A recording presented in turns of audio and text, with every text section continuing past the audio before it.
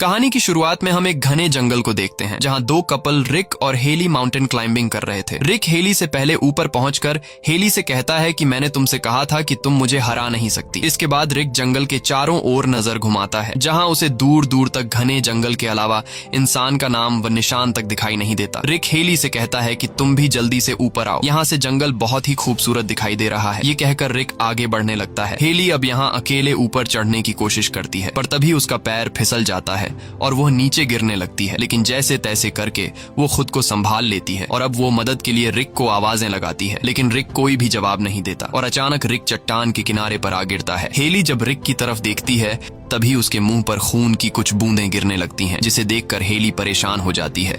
अब वो इस हालात को समझने की कोशिश कर ही रही होती है कि तभी कोई रिक को उठाकर नीचे फेंक देता है और यह देखकर हेली के गले में सांसें अटक जाती हैं। अब हेली जैसे तैसे करके खुद को छुड़ाकर नीचे उतरने की कोशिश करती है पर तभी रस्सी से हेली को कोई ऊपर खींचने लगता है। डर के मारे हेली खुद को बचाने के लिए रस्सी काट देती है जिससे वो सीधा नीचे रिक की बॉडी के पास गिर जाती है। रिक को मरा हुआ देखकर हेली जोर जोर से रोने लगती है। अब वो इस हादसे से अच्छी तरह संभल नहीं पाई थी कि तभी वो देखती है कि ऊपर झाड़ियों से कोई तेजी से उसकी तरफ आ रहा है, जिसे देखकर हेली अपनी जान बचाने के लिए तेजी से अपनी कार की तरफ दौड़ती है, लेकिन भागते भागते उसका पांव एक कांटेदार तार में फंस जाता है जिससे वह नीचे गिर जाती है और तभी हम देखते हैं कि कोई हेली को घसीट कर ले जाता है। अब यहाँ हमें यह पता चलता है कि वेस्ट वर्जीनिया के इस एरिया में बहुत से लोग गायब हो रहे हैं और लोगों का मानना है कि इस जंगल में काफी अजीब से दिखने वाले लोग रहते हैं जो इंसानी मांस खाते हैं और जो कोई भी इस जंगल में आता है वो अजीब से दिखने वाले लोग उसे मार देते हैं। अब अगले सीन में हम सड़क पर एक कार को देखते हैं जिसमें क्रिस नाम का एक आदमी बैठा होता है। क्रिस आज इंटरव्यू के लिए जा रहा था,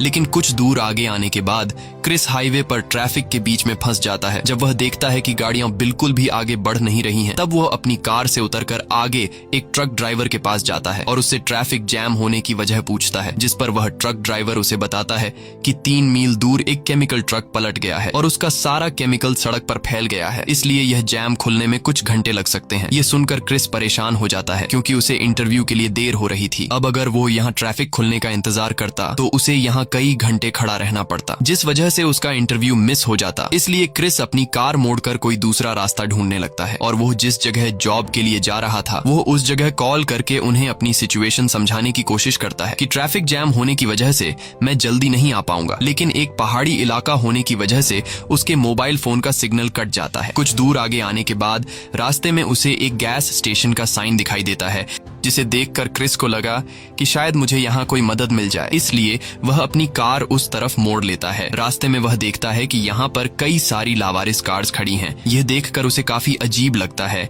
लेकिन फिर वह इस बारे में ज्यादा न सोचते हुए उस गैस स्टेशन पर पहुंच जाता है जहां उसे एक बूढ़ा आदमी दिखता है। वो बूढ़ा आदमी काफी बुरी हालत में था। क्रिस उस बूढ़े आदमी से फोन के बारे में पूछता है तो वो बूढ़ा आदमी इशारा करके फोन बता देता है, जिसके बाद क्रिस जल्दी से फोन के पास आकर कंपनी को कॉल करने की कोशिश करता है पर तभी क्रिस को पता चलता है कि फोन खराब है। यह देखकर क्रिस और भी ज्यादा परेशान हो जाता है और तभी उसकी नजर वहां लगे एक मैप पर पड़ती है जहां उसे शहर जाने के लिए एक कच्चा रास्ता दिखाई देता है जो आगे जाकर हाईवे से मिलती थी, जिसके बाद क्रिस अपनी कार में बैठकर उस सड़क पर निकल पड़ता है। अब कुछ देर चलने के बाद उसके सामने 2 रास्ते आते हैं। क्रिस को कुछ समझ नहीं आ रहा होता कि मुझे कौन सा रास्ता चुनना चाहिए, इसलिए वह कुछ देर तक सोचता है और फिर वह जंगल के बीच में से गुजरने वाले रास्ते को चुनता है क्योंकि उसे लगा कि यह रास्ता शॉर्टकट है जिससे वह जल्द ही शहर पहुंच जाएगा। लेकिन उसे पता नहीं था कि वो इस रास्ते को चुनकर अपनी लाइफ की सबसे बड़ी गलती करने जा रहा है। आगे जाते ही उसे रास्ते पर एक मरा हुआ हिरण दिखाई देता है, जिसे देखने के चक्कर में उसका रोड पर से ध्यान हट जाता है और सामने एक कार से उसका एक्सीडेंट हो जाता है। लकीली इस एक्सीडेंट में क्रिस को ज्यादा चोट नहीं आती और जिस कार से क्रिस टकराया था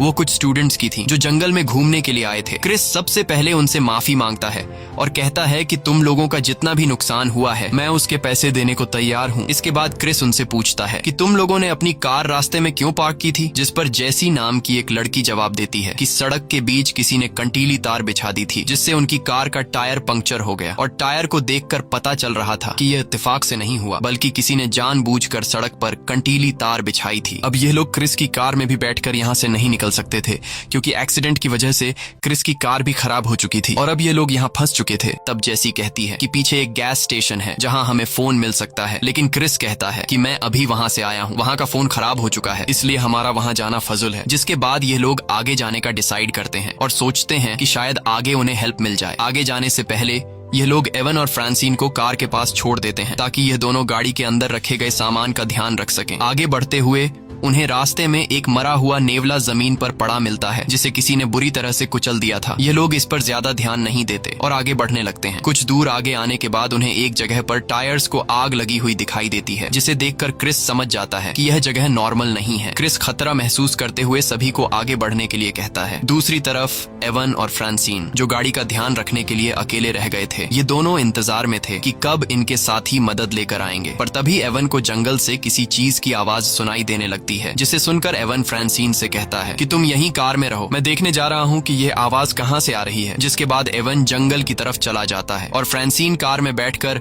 एवन का इंतजार करने लगती है, लेकिन इंतजार करते करते काफी देर हो जाती है और एवन वापस लौटकर नहीं आता। इसलिए फ्रांसिन एवन को ढूंढने जंगल में चली जाती है। आगे बढ़ते हुए उसे एवन का जूता मिलता है। ये देखकर फ्रांसिन को कुछ समझ नहीं आता कि एवन ने अपना एक जूता यहाँ क्यों छोड़ा है और कुछ दूर आगे जाने के बाद उसे जमीन पर एक कटा हुआ इंसान का कान दिखता है और उस कान में रिंग्स देखकर फ्रांसिन समझ जाती है कि यह एवन का कान है। ये देखकर फ्रांसिन बहुत ज्यादा घबरा जाती है और वो समझ जाती है कि यह जगह खतरे से खाली नहीं है। अब इससे पहले कि फ्रांसिन वहाँ से भाग पाती तभी पीछे से एक आदमी उसे पकड़कर मार डालता है। दूसरी तरफ वो लोग आगे बढ़ते हुए सड़क के एंड तक पहुंच जाते हैं जहाँ से आगे कोई रास्ता नहीं था, इसलिए वो लोग जंगल के अंदर जाने लगते हैं। कुछ दूर आगे आने के बाद उन्हें सामने एक घर दिखाई देता है जिसे देखकर ये लोग काफी खुश हो जाते हैं क्योंकि उन्हें लग रहा था कि शायद यहाँ हमें हेल्प मिल जाए। अब ये लोग जब इस घर के करीब पहुंचते हैं तो वहाँ उन्हें आसपास बहुत सारी कार्स दिखाई देती हैं जिसे देखकर उन्हें काफी अजीब लगता है। अब यहाँ क्रिस इस घर का दरवाजा नॉक करता है लेकिन अंदर से कोई जवाब नहीं आता, इसलिए अब ये लोग खुद ही अंदर चले जाते हैं। अंदर जाकर ये लोग देखते हैं कि यह घर बहुत ही बुरी हालत में है। इसे देखकर ऐसा लग रहा था कि इस घर की कई महीनों से सफाई नहीं हुई है। खाने का टेबल बहुत ही गंदी हालत में था। अब यहाँ ये लोग फोन या रेडियो ढूंढने के लिए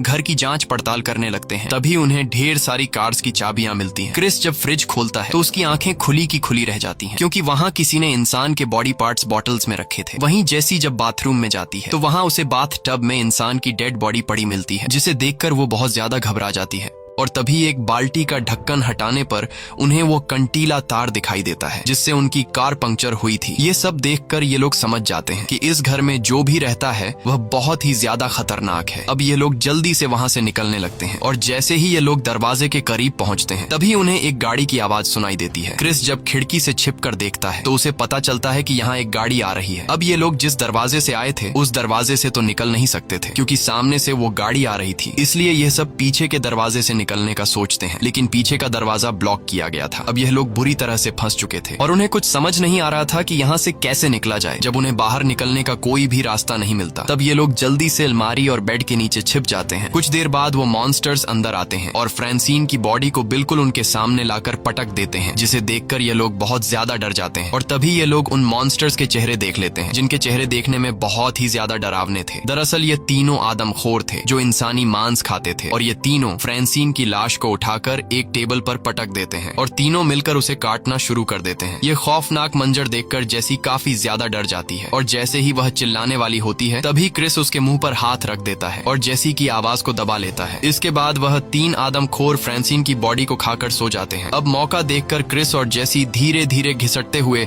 बेड के नीचे से निकलते हैं और इन दोनों को देखकर कार्ली और नताशा भी अलमारी के पीछे से बाहर आ जाते हैं और यह चारों दबे पांव वहां से निकलने लगते हैं। अब तीन लोग तो बाहर निकलने में कामयाब हो जाते हैं, लेकिन आखिर में जैसे ही क्रिस निकलने वाला होता है तभी उसकी हलचल से एक आदमखोर की आंख खुल जाती है और वह क्रिस को देख लेता है। अब क्रिस जब समझ जाता है कि आदमखोर ने मुझे देख लिया है तब वह तेजी से वहां से भागने लगता है। ये चारों दौड़ते हुए जंगल की तरफ जाने लगते हैं, लेकिन अब वह आदमखोर भी गाड़ी में बैठकर उनका पीछा करने लगते हैं। यह लोग भागते भागते एक ऐसी जगह पहुंचते हैं जहां बहुत सारी लावारिस गाड़ियां खड़ी थी। अब यहाँ क्रिस गाड़ी में बैठकर यहाँ से निकलने का सोचता है और जब वह हर एक गाड़ी को स्टार्ट करने की कोशिश करता है तो वहाँ मौजूद सभी गाड़ियां खराब थी अब ये लोग सोच ही रहे होते हैं कि यहाँ से कैसे निकला जाए कि तभी वहाँ आदमखोर अपनी गाड़ी में पहुंच जाते हैं, जिसे देखकर यह लोग गाड़ियों के पीछे छिप जाते हैं। लेकिन उन आदमखोरों को पहले से पता था कि वह लोग गाड़ियों के पीछे छिपे हैं, इसलिए यह 3 आदमखोर उनकी तरफ बढ़ने लगते हैं। अब यहाँ क्रिस के दिमाग में एक आइडिया आता है। वह अपने साथियों से कहता है कि मैं यहाँ से भागकर उनका ध्यान भटकाऊंगा और जब वह लोग मेरे पीछे लग जाएं, तब तुम लोग उनकी गाड़ी चुरा लेना। अब प्लान के मुताबिक क्रिस चिल्लाते हुए उनका ध्यान अपनी तरफ करता है और सीधा जंगल की तरफ भागने लगता है। लेकिन तभी एक आदमखोर सीधा उसके पैर पर शूट कर देता है, जिससे क्रिस नीचे गिर जाता है। अब वह आदमखोर क्रिस को मारने के लिए आगे बढ़ते हैं। तब कार्ली क्रिस की जान बचाने के लिए दूसरी तरफ भागने लगता है, जिससे आदमखोर उसे देख लेते हैं और अब आदमखोर कार्ली के पीछे लग जाते हैं। मौके का फायदा उठाते हुए जेसी और नटाशा जल्दी से क्रिस को उठाकर उन आदमखोरों की गाड़ी के पास ले आते हैं। अब वह तीनों जल्दी से गाड़ी में बैठकर वहां से निकलने लगते हैं और जंगल में अपने साथी को ढूंढने लगते हैं। कुछ दूर आगे जाने के बाद उन्हें कार्ली दिखाई देता है, जिसके लिए यह लोग अपनी गाड़ी रोक लेते हैं और कार्ली को चिल्लाकर जल्दी से गाड़ी में बैठने को कहते हैं। कार्ली भी दौड़ते हुए उनकी तरफ आने लगता है, लेकिन तभी पीछे से एक तीर आकर कार्ली के सीने के आर पार चला जाता है। अपने साथी को मरता हुआ देखकर यह लोग बहुत ज्यादा मायूस हो जाते हैं और तभी वह आदमखोर क्रिस पर भी तीर बरसाने लगते हैं। अब अपनी जान बचाने के लिए यह लोग जल्दी से वहां से निकल जाते हैं। कुछ दूर आने के बाद यह लोग देखते हैं कि उन आदमखोरों ने रास्ते में एक बड़ा पेड़ रखकर रास्ता ब्लॉक कर दिया है, इसलिए अब यह लोग पैदल ही जंगल में आगे बढ़ने लगते हैं। कई घंटों से पैदल सफर करने के बाद यह लोग थक जाते हैं, जिस वजह से यह लोग एक जगह बैठकर आराम करने लगते हैं। अब रात भी होने वाली थी और उन्हें कुछ समझ नहीं आ रहा था कि रात कहाँ बिताई जाए, क्योंकि अगर वह यहीं जंगल में सोते तो वह आदमखोर उन्हें ढूंढकर मार देते। इसलिए यह लोग फिर से एक सेफ जगह की तलाश में निकल पड़ते हैं और तभी नताशा को लकड़ी का बना हुआ एक टावर दिखाई देता है। टावर को देखकर उन्हें रात बिताने के लिए एक सेफ जगह मिल जाती है। इसके बाद यह लोग उस पर चढ़ जाते हैं। ऊपर टावर से जब वह देखते हैं तो उन्हें चारों तरफ दूर दूर तक जंगल दिखाई देता है। टावर की जांच पड़ताल करने पर इन्हें एक फ्रस्ट्रेटेड किट मिल जाती है, जिससे नताशा क्रिस के पैर में पट्टी कर देती है। वहीं उन्हें एक रेडियो भी मिलता है, जिससे ऑन करके यह लोग बाहर की दुनिया से कांटेक्ट करने की कोशिश करते हैं, पर उन्हें कोई भी जवाब नहीं मिलता। इस बीच क्रिस देखता है कि वह 3 आदमखोर उन्हें ढूंढते हुए टावर के पास पहुंच गए हैं। उन्हें देखकर यह लोग चुपचाप बैठ जाते हैं और उनके जाने का इंतजार करते हैं, पर तभी कोई रेडियो पर उन्हें जवाब देता है, जिसकी आवाज नीचे मौजूद 3 आदमखोर सुन लेते हैं और वह समझ जाते हैं कि यह लोग ऊपर टावर में छिपे हैं। जिसके बाद आदमखोर ऊपर टावर पर चढ़ने लगते हैं। अब अपनी जान बचाने के लिए क्रिस टावर में अंदर आने का रास्ता ब्लॉक कर देता है। अब कुछ देर तक शांति हो जाती है और उन्हें लगने लगता है कि शायद आदमखोर यहाँ से चले गए, पर तभी इनके टावर में धुआं होने लगता है, जिससे उन्हें पता चलता है कि उन आदमखोरों ने टावर को आग लगा दी है। अब यह लोग बुरी तरह से फंस चुके थे और उन्हें अपनी मौत दिखाई देने लगती है। क्रिस कहता है कि अगर हम यहाँ रहे तो आग में जलकर मारे जाएंगे, इसलिए क्यों न सामने के पेड़ पर कूदकर अपनी जान बचाने की कोशिश की जाए। अब यहाँ क्रिस सबसे पहले टावर से सामने के पेड़ पर कूद जाता है और पेड़ की एक टहनी को पकड़कर नीचे गिरने से खुद को बचाता है। जिसके बाद वह 2 लड़कियां भी टावर से पेड़ पर कूद जाती हैं, लेकिन कूदते समय नीचे 3 आदमखोर उन्हें देख लेते हैं और उनमें से एक उन्हें मारने पेड़ पर चढ़ने लगता है। उधर ये लोग टहनियों के सहारे धीरे धीरे आगे बढ़ते हैं, लेकिन नताशा सबसे पीछे होती है और तभी पीछे से एक आदमखोर आकर नताशा को बड़ी बेरहमी से मार डालता है। अब क्रिस जेसी को लेकर आगे बढ़ता है, लेकिन वह आदमखोर भी उनका पीछा करने लगता है। अब यहाँ क्रिस के दिमाग में एक आइडिया आता है। क्रिस समझदारी से काम लेते हुए एक टहनी को खींचकर पकड़ लेता है और जेसी उस आदमखोर को फंसाकर वहां तक ले आती है। जैसे ही वह आदमखोर उनके नजदीक आता है, तब क्रिस टहनी छोड़ देता है, जिससे वह आदमखोर नीचे गिर जाता है। अपने साथी को जख्मी हालत में देखकर नीचे मौजूद 2 आदमखोर काफी ज्यादा गुस्सा हो जाते हैं। इधर यह दोनों चुपके से पेड़ की टहनियों से गुजरते हुए एक झरने के पास पहुंच जाते हैं और रात वहीं पर बिताते हैं। सुबह होते ही यह दोनों वहां से निकलने लगते हैं और चलते चलते उन्हें एक सड़क दिखाई देती है। सड़क को देखकर ये दोनों बहुत ज्यादा खुश हो जाते हैं, लेकिन उनकी यह खुशी कुछ ही देर की मेहमान थी। तभी पीछे से एक आदमखोर आकर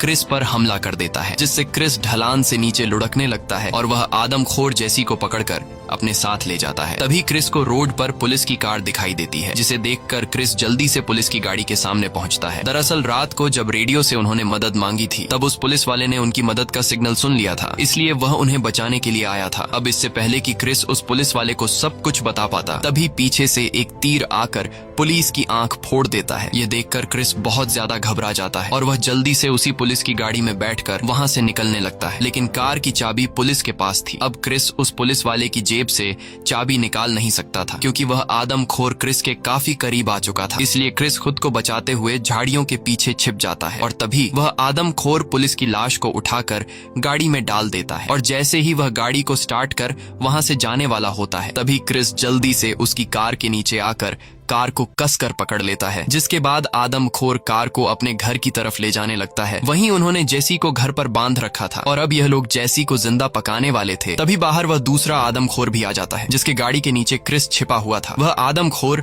उस मरे हुए पुलिस की बॉडी को उठाकर घर के अंदर ले जाता है और ये लोग उस पुलिस की बॉडी को काटकर उसके टुकड़े बना लेते हैं। इसके बाद एक आदमखोर चाकू उठाकर जेसी को मारने के लिए आता है, पर तभी क्रिस उनके दरवाजे पर आग लगा देता है और जैसे ही वह आदमखोर दरवाजे की तरफ जाता है तब क्रिस फुल स्पीड से कार घर के अंदर घुसाकर उस आदमखोर को कुचल देता है। इसके बाद क्रिस दूसरे आदमखोर पर हमला करके उसे भी बुरी तरह घायल कर देता है और जल्दी से जेसी को आजाद करने लगता है। लेकिन तभी पीछे से एक आदमखोर आकर क्रिस को उठाकर पटक देता है और एक कुल्हाड़ी से क्रिस पर जानलेवा हमला करने लगता है। और जैसे ही वह आदमखोर क्रिस को मारने वाला होता है तभी जेसी हिम्मत जुटाकर एक तीर सीधे उस आदमखोर के सिर के पीछे मारती है, जिससे वह आदमखोर नीचे गिर जाता है। अब ये दोनों जैसे ही घर से बाहर निकलने वाले होते हैं तभी एक दूसरा आदमखोर क्रिस पर हमला कर देता है। लेकिन अब जेसी भी क्रिस के साथ मिलकर उस आदमखोर से लड़ने लगती है, इसलिए वह आदमखोर उनके सामने कमजोर पड़ जाता है। और तभी जेसी जल्दी से एक कुल्हाड़ी उठाकर उस आदमखोर के सीने पर वार करके उसे नीचे गिरा देती है। और अब जैसे ही यह लोग घर से बाहर निकलने लगते हैं तभी वही आदमखोर जेसी का पैर पकड़ लेता है, लेकिन जेसी उससे खुद को छुड़ा लेती है और वो दूसरा आदमखोर जिसके सर के पीछे तीर लगा था वह भी दोबारा उठने लगता है। ये आदमखोर मरने का नाम ही नहीं ले रहे थे। अब क्रिस और जेसी जल्दी से उस घर से बाहर निकल जाते हैं। यहाँ क्रिस के पास बंदूक में सिर्फ एक ही गोली बची होती है, इसलिए क्रिस समझदारी से काम लेते हुए उस पुलिस वाले की कार के पीछे लगी गैस टैंक को शूट कर देता है, जिससे उस पूरे घर में ब्लास्ट हो जाता है और फाइनली उस घर में मौजूद आदमखोर आग में जलकर मारे जाते हैं। इसके बाद क्रिस और जेसी उन्हीं आदमखोरों की गाड़ी में बैठकर वहां से निकल जाते हैं और सीधे उस गैस स्टेशन पर पहुंचते हैं, जहां क्रिस सामने लगे मैप को फाड़ देता है। क्रिस ऐसा इसलिए करता है क्योंकि वह नहीं चाहता था कि इस मैप को फॉलो करते हुए जो कुछ उसके साथ हुआ वह किसी और के साथ ना हो और कोई भी दोबारा इस रास्ते पर न जा सके। इसी के साथ ये कहानी खत्म हो जाती है। अगर आपको ये वीडियो अच्छी लगी हो तो हमारे चैनल को सब्सक्राइब और वीडियो को लाइक जरूर कीजिए और अगर आपको इस मूवी का सेकंड पार्ट देखना है तो कमेंट में पार्ट 2 लिखें।